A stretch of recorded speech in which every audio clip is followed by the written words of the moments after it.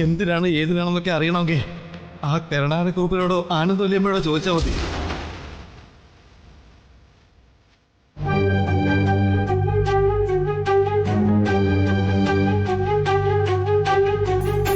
വെറുതെ ഓരോന്ന് ചമച്ചുണ്ടാക്കി എന്റെ മെക്കിട്ട് കയറാൻ വരരുത്.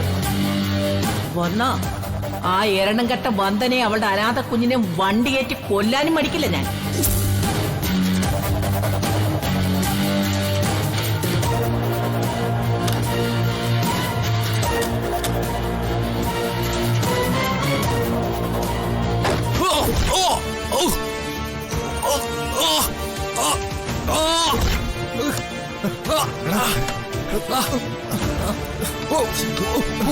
എന്താ എന്തു പറ്റിച്ചേക്ക?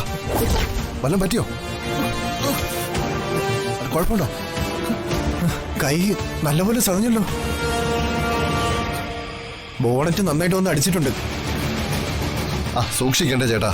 ഈ വർക്ക്ഷോപ്പ് പണിയെന്ന് പറഞ്ഞാലേ വളരെ ശ്രദ്ധ വേണം. അശ്രദ്ധ വന്നാ അത് ജീവന് വരെ ആപത്താ. പണിയുന്നവന്റെയും പണിയാൻ കൊണ്ടുവരുന്നവന്റെയും നമ്മുടെ അശ്രദ്ധ കാരണം ഒരു നട്ട് മുറുക്കാൻ മറന്നാ അത് എടുക്കുന്നത് ജീവിതങ്ങളാ.